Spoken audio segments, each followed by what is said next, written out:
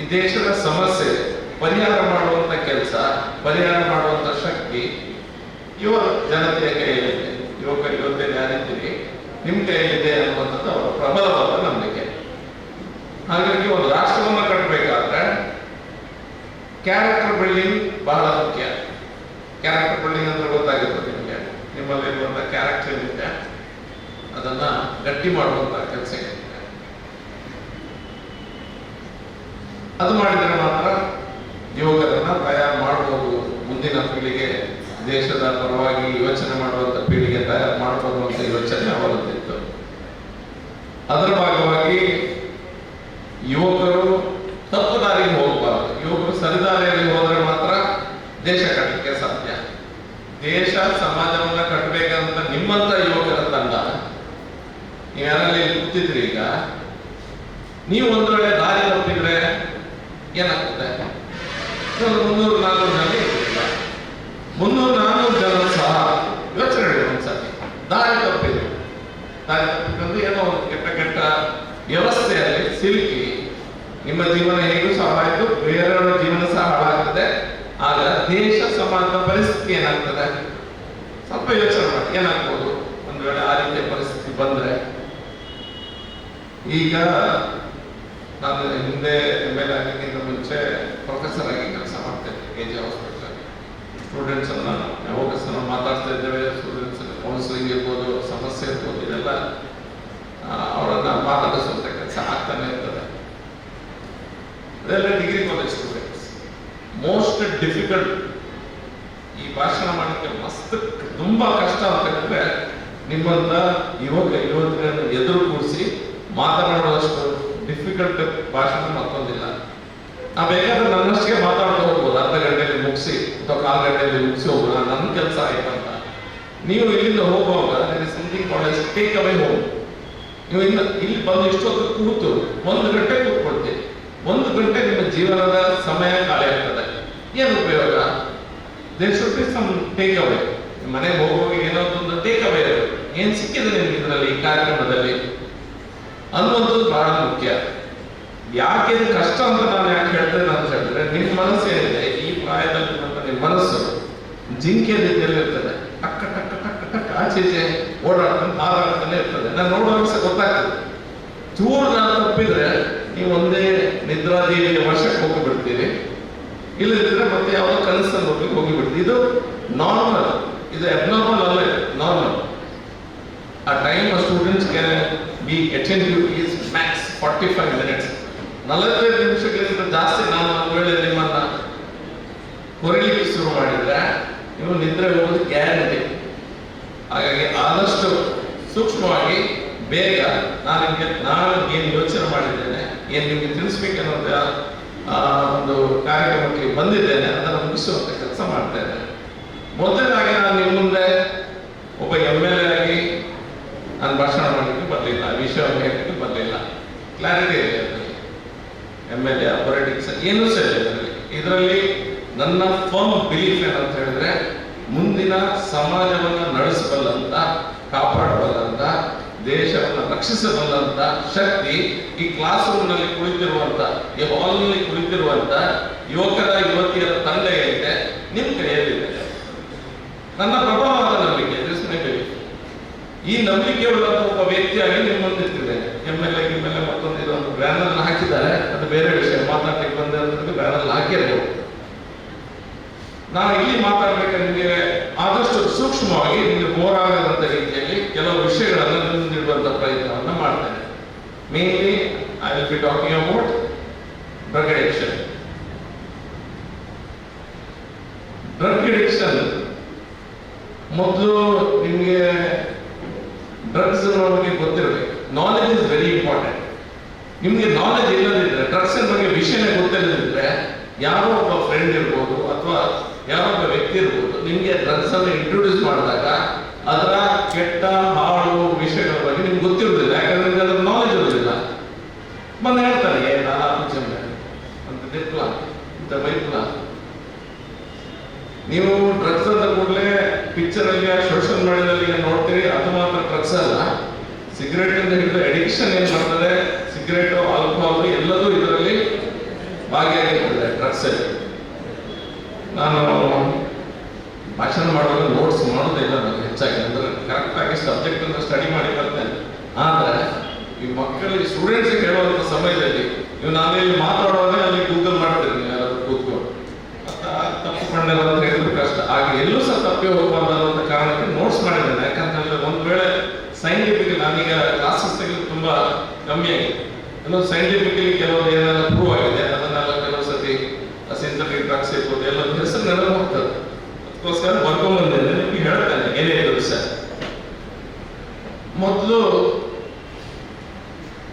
ಈ ಡ್ರಗ್ಸಿನ chemical composition ನಾನು ನಿಮ್ಗೆ ಹೇಳ್ತೇನೆ, ತಿಳ್ಕೊಳ್ಳಿ. ಇದರಲ್ಲಿ ಒಂದು 3-4 ಕೆಟಗರಿಗಳಿದೆ ಡ್ರಗ್ಸ್ಗಳಲ್ಲಿ. ಈ ಕೆಟಗರಿ ಹೇಗೆ ಮಾಡಿದ್ದಾರೆ ಅಂತ ಹೇಳಿದ್ರೆ, ಆ ಡ್ರಗ್ಸ್ ತಗೊಂಡ್ರೆ ಏನ್ ಎಫೆಕ್ಟ್ ಆಗ್ತದೆ ನಿಮ್ಮ ಮೇಲೆ ಅದರ ಮೇಲೆ ಕೆಟಗರಿ ಮಾಡಿದ್ದಾರೆ, ಆಯ್ತಾ. ಒಂದು ಡಿಪ್ರೆಸೆನ್ಸ್. ಡಿಪ್ರೆಸೆನ್ಸ್ ಏನ್ ಮಾಡ್ತದೆ? ಡಿಪ್ರೆಷನ್ ಮಾಡ್ತದೆ. ಡಿಪ್ರೆಸೆನ್ಸ್ ಏನ್ ಮಾಡ್ತದೆ? ಡಿಪ್ರೆಸೆಸಿವ್. ಡಿಪ್ರೆಸೆನ್ಸ್ ಯಾವುದಲ್ಲ? ಆಲ್ಕೋಹಾಲ್, ಒಂದೊಂದೇ ಹೇಳ್ತೇನೆ ನಿಮಗೆ. ಆಲ್ಕೋಹಾಲ್, ಕೆನಬಿಸ್, ಓಪಿಯಾಯ್ಡ್ಸ್, ಆಯ್ತಾ. ಕೆನಬಿಸ್ ಅಂತ ಹೇಳಿದ್ರೆ ನ್ಯಾಚುರಲಿ ಅವೈಲೇಬಲ್. ಗಾಂಜಾದ ಡಿರೈವೇಟಿವ್ಸ್ ಬೇರೆ ಬೇರೆ ಇರ್ತದೆ, ಪುನಃ ಹ್ಯಾಶ್, ಹಶಿಶ್, ಬೇರೆ ಬೇರೆ ರೀತಿಯಲ್ಲಿ ಹೋಗ್ತದೆ. That is cannabis. ಅದು ಡಿಪ್ರೆಸೆಂಟ್. ಯಾರು ಅದನ್ನು ಯೂಸ್ ಮಾಡ್ತಾರೆ ಅವ್ರು ಸ್ವಲ್ಪ ಬಾಡಿಯನ್ನು ಸ್ಲೋ ಮಾಡಿಬಿಡ್ತಾರೆ. ಆಲ್ಕೋಹಾಲ್ ಯಾರು ಕುಡಿತಾರೆ, ನಿಮಗೆ ಆಲ್ಕೋಹಾಲ್ ಕುಡಿಯೋರನ್ನ ನೀವು ನೋಡಿರ್ಬೋದು, ಸಂಬಂಧಿಕರು ಅಲ್ಲಿ ಇಲ್ಲಿ ಮದುವೆ ಕಾರ್ಯಕ್ರಮದಲ್ಲಿ ಏನೋ ನೋಡಿರ್ಬೋದು. ಆಲ್ಕೋಹಾಲ್ ನೋಡುವಾಗ ನಮ್ಗೆ ಅದೇನು ಸಮಸ್ಯೆ ಇಲ್ಲ, ಅದರಲ್ಲಿ ಎಡಿಕ್ಷನ್ ಆಗ್ಲಿಕ್ಕಿಲ್ಲ ಅನ್ನೋದು ಬರ್ಬೋದು, ಅದರಲ್ಲಿ ಅಷ್ಟೇ ದೊಡ್ಡ ಸಮಸ್ಯೆ ಇದೆ.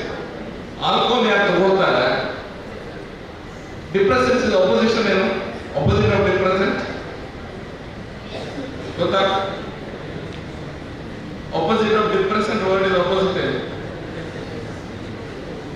Stimulated. Say elevated. ಆಯ್ತಾ? Mood elevator. ಮೂಡ್ ಡಿಪ್ರೆಸೆಂಟ್, ಮೂಡಿಗೆ ಬರ್ತಾನೆ ಈಗ. ಮೂಡ್ ಡಿಪ್ರೆಸೆಂಟ್, ಮೂಡ್ ಎಲಿವೇಟರ್ಸ್, ಆಯ್ತಾ.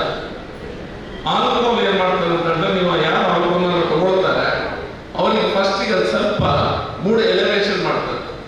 ಎಲಿವೇಶನ್ ಇನಿಬಿಷನ್ಸ್ ಎಲ್ಲ ಹೋಗ್ತಾರೆ. ಅಂದ್ರೆ ಇದೊಂದು ನಾಚಿಕೆ, ಸ್ವಲ್ಪ ಮಾತಾಡೋದು ಬೇಡ, ಅದೆಲ್ಲ ಇರ್ತದೆ. ಸ್ವಲ್ಪ ನಮ್ಮಷ್ಟಿಗೆ ಕೂತಿರೋ ಇನಿಬಿಷನ್ಸ್ ಎಲ್ಲ ಹೋಗ್ತದೆ ಫಸ್ಟಿಗೆ.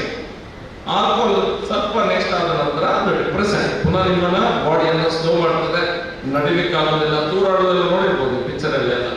It's again depressant. It's not a mood elevated, mood depressant, ಆಯ್ತಾ. ಗಾಯನ ಬಗ್ಗೆ ಹೇಳಿದ್ದೇನೆ. ನಾ ಸೈಂಟಿಫಿಕ್ ಆಗಿ ಜಾಸ್ತಿ ಹೇಳಿದ್ರೆ ನಿಮ್ಗೆ ಓವರ್ ಆಗ್ತದಂಥದ್ದು. ನಾನು ಖಾಲಿ ಕ್ಲಾಸಿಫಿಕೇಶನ್ ಹೇಳ್ತೇನೆ. ಮತ್ತೊಂದು ಓಪಿಯಾಯ್ಡ್ಸ್. ಓಪಿಯಾಯ್ಡ್ಸ್ ಅಲ್ಲಿ ಹೆರೋಯಿನ್, ಫೆಂಟನಿಲ್ ಇದೆಲ್ಲ ಬರ್ತದೆ. ಇದೆಲ್ಲ ಡಿಪ್ರೆಸೆನ್ಸ್, ಎಷ್ಟು ಗೊತ್ತಾಯ್ತಲ್ಲ. ನೆಕ್ಸ್ಟ್ ಇರೋದು mood elevators. They are like stimulators. Stimulators ಅಂದ್ರೆ ನಿಮ್ಗೆ ಯಾವ್ದು ಡ್ರಗ್ಸ್ ತಗೊಂಡಾಗ ನಿಮ್ಗೆ ಒಂದ್ಸತಿ ಎನರ್ಜಿ ಬಂದಂತ ಒಂದು ಭಾವನೆ ಹೋಗ್ತದೆ. ಒಂದ್ಸತಿ ನಿಮ್ಗೆ ಫೀಲಿಂಗ್ ಎನರ್ಜಿ ಜಾಸ್ತಿ ಆದಾಗ ಅಡ್ರಿನಲಿನ್ ರಶ್ ಇರ್ತದೆ ಬಾಡಿಯಲ್ಲಿ, ಹಾರ್ಟ್ ಬೀಟ್ ಜಾಸ್ತಿ ಆಗ್ತದೆ. ಯಾವ್ದಾದ್ರು ಅಂತ ಹೇಳಿದ್ರೆ main is cocaine, mood elevators, stimulants, methamphetamine, ecstasy ಇದು ಬೇರೆ ರಿಚುವಲ್ ಮೆತ್ ಅದೆಲ್ಲ ಇದೆ.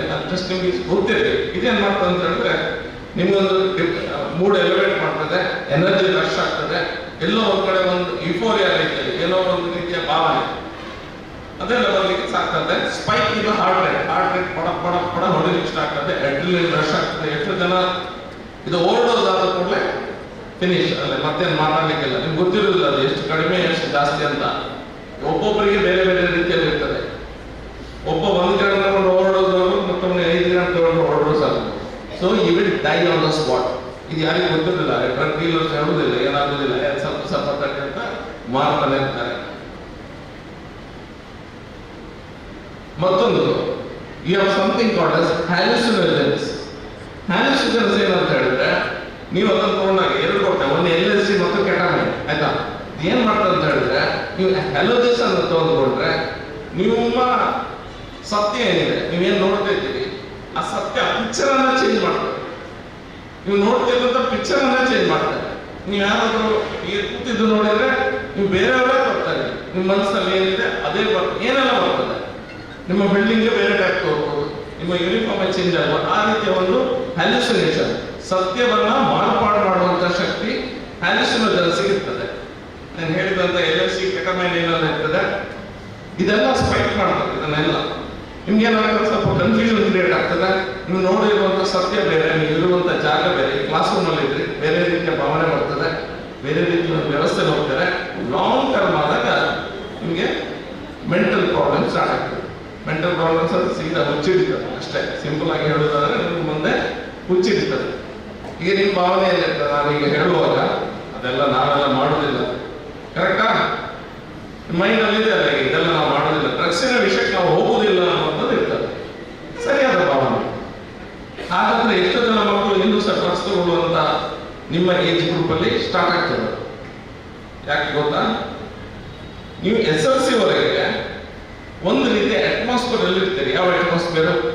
ತಂದೆ ತಾಯಿ ಮನೆಯಲ್ಲಿ ಒಂದು ರೀತಿಯ ನಿಮಗೆ ಫ್ರೀಡಮ್ ಕಮ್ಮಿ ಇರ್ತದೆ, ಮಕ್ಕಳಿಗೆ ಫ್ರೀಡಮ್ ಕಮ್ಮಿ ಇರ್ತದೆ. ನೀವು ಮೆಲ್ಲ ಕಾಲೇಜಿಗೆ ಬಂದಂತ ಸಮಯದಲ್ಲಿ ನಿಮಗೆ ಇನಿಬಿಷನ್ ಸ್ವಲ್ಪ ಕಡಿಮೆ ಆಗ್ತದೆ, ಫ್ರೀಡಮ್ ಜಾಸ್ತಿ ಆಗ್ತದೆ, ನಿಮ್ಮ ಫ್ರೆಂಡ್ಸ್ ಜಾಸ್ತಿ ಆಗ್ತಾರೆ, ನಿಮ್ಮ ಸೋಷಿಯಲ್ ಸರ್ಕಲ್ಸ್ ಜಾಸ್ತಿ ಆಗ್ತದೆ, ನೀವು ಮಾತಾಡುವಂತ ವ್ಯಕ್ತಿಗಳು ಜಾಸ್ತಿ ಆಗ್ತಾರೆ. ಸೋಷಿಯಲ್ ಮೀಡಿಯಾದಲ್ಲಿ ಸ್ವಲ್ಪ ನೋಡುವಂಥವ್ರು ಅಥವಾ ಸೋಷಿಯಲ್ ಮೀಡಿಯಾ ಯೂಸ್ ಮಾಡ್ತಾ ಇರ್ತಾರೆ, ಒಂದು ವೇಳೆ I wouldn't recommend it, but ಯಾರಾದ್ರೂ ನೀವು ಮಾಡ್ತಾ ಇದ್ರೆ ಇದೆಲ್ಲ ಜಾಸ್ತಿ ಆಗ್ತದೆ. ಈ ಜಾಸ್ತಿ ಆದ ಸಮಯದಲ್ಲಿ ಏನಾಗ್ತದೆ, ನಿಮಗೆ ಪಿಯರ್ ಪ್ರೆಷರ್ ಸ್ಟಾರ್ಟ್ ಆಗ್ತದೆ. ಯಾರೋ ಒಬ್ಬ ವ್ಯಕ್ತಿ, ನೀವು ನಮ್ಮಲ್ಲಿ ಖಂಡಿತ ಆ ರೀತಿಯ ವಾತಾವರಣ ಇಲ್ಲ, ಬಟ್ ನಾನು ಪ್ರೊಫೆಷನಲ್ ಕಾಲೇಜಸ್ ಬೇರೆ ಬೇರೆ ಕಡೆಗಳಲ್ಲಿ ನಾನು ನೋಡಿದ್ದೇನೆ. ಯಾರೋ ಒಬ್ಬ ವ್ಯಕ್ತಿ ಡ್ರಗ್ಸ್ ತಗೊಳ್ತಾನೆ, ಆ ಡ್ರಗ್ಸ್ ತಗೊಂಡು ನಾವು ನಿಮ್ಮ ಹತ್ರ ಹೇಳ್ತಾನೆ, ಇಲ್ಲ ದೆತ್ತೊಳ್ಳೆ ದಾದಾ ಪೂಜಾ ಒಂದು 2-3 ಜನ ಗುಂಪು ತಗೊಳ್ತದೆ ಡ್ರಗ್ಸ್ ಅಂತ ಇಟ್ಕೊಳ್ಳಿ. ಒಬ್ಬ ಫ್ರೆಂಡ್ ಇರ್ತಾನೆ, ತೆಗೆದುಕೊಳ್ಳೋದಿಲ್ಲ. ಇವನಿಗೆ ಪಿಯರ್ ಪ್ರೆಷರ್ಸ್, ಆ ಫ್ರೆಂಡ್ಸ್ ಎಲ್ಲ ಸೇರಿ ಅವನಿಗೆ ಪ್ರೆಷರ್ ಮಾಡಿ ಸ್ಟಾರ್ಟ್ ಮಾಡ್ತಾರೆ. ದೆತ್ತೊಂದು ತಗೊಳ್ಳೋದು ತುಳುವರ್ತದೆ ಎಲ್ಲರಿಗೆ. ಕನ್ನಡ ಇಂಗ್ಲಿಷ್ ಮಿಕ್ಸ್ ಮಾಡ್ಬೋದು ಅದನ್ನು, ಫ್ಯಾಂಟಾಸ್ಟಿಕ್. ಈಗ ಪಿಯರ್ ಪ್ರೆಷರ್ಸ್ ಆದಂತ ಸಮಯದಲ್ಲಿ ಫ್ರೆಂಡ್ಸ್ ಎಲ್ಲ ಸ್ಟಾರ್ಟ್ ಮಾಡ್ತಾರೆ, ಇಲ್ಲ ದೆತ್ತೊಳ್ಳೆ ಅನ್ನುವಂಥದ್ದು ಸ್ಟಾರ್ಟ್ ಮಾಡ್ತಾರೆ. ಎಲ್ಲೋ ಒಂದು ಕಡೆ ಆ ಗುಂಪಿನಲ್ಲಿ ನೀವು ಆ ಗುಂಪಿನ ಒಬ್ಬ ಸದಸ್ಯನಾಗಿರುವುದಿಲ್ಲ, 5 ಜನ ಫ್ರೆಂಡ್ಸ್ ಇರ್ತಾರೆ, ನೀವು 6 ಜನ ಗ್ರೂಪ್ ಇರ್ತದೆ. ನೀವು ಒಬ್ಬ ವ್ಯಕ್ತಿ ಅಥವಾ 2 ತೆಗೆದುಕೊಳ್ಳಿಲ್ಲ ಡ್ರಗ್ಸ್ ಅನ್ನ, 4 ವ್ಯಕ್ತಿಗಳು ತೆಗೆದುಕೊಳ್ತಾ ಇರ್ತಾರೆ. ಆ 4 ವ್ಯಕ್ತಿಗೆ ಆ ಡ್ರಗ್ಸ್ ಅನ್ನ ತೆಗೆದುಕೊಳ್ತಾರೆ, ಅವರು ನಿಮ್ಮ ಮೇಲೆ ಪ್ರೆಷರ್ ಆಗ್ತಾರೆ ಅಥವಾ ನಿಮ್ಮನ್ನ ಗುಂಪಿನವರು ಇಡ್ತಾರೆ. ಸುದ್ದಿ ಚಾನಲ್, ಕ್ಷಣ ಕ್ಷಣದ ಸುದ್ದಿಗಾಗಿ. ಅತ್ತೆ, ಇದು ನನ್ನ ಬರ್ಡೇ ಗಿಫ್ಟ್. ಇದೆಲ್ಲ ಜೀವನದಲ್ಲಿ ನನಗೋಸ್ಕರ ತಗೊಂಡ್ಬಂದಿದ್ದಾರೆ. ನಿನ್ ಮೇಲೆ ತುಂಬಾ ಚೆನ್ನಾಗಿ ಕಾಣುತ್ತೆ. ಇದು ತುಂಬಾ ಚೆನ್ನಾಗಿದೆ ಅಲ್ವಾ? ತುಂಬಾ ಚೆನ್ನಾಗಿದೆ.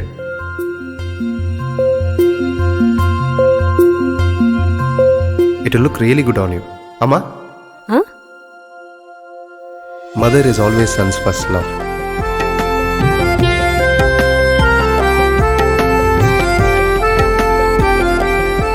ಪ್ರತಿ ಪೀಳಿಗೆಯ ಪ್ರೀತಿಯ ಮಳಿಗೆ GL ಆಚಾರ್ಯ ಜುವೆಲ್ಲರ್ಸ್.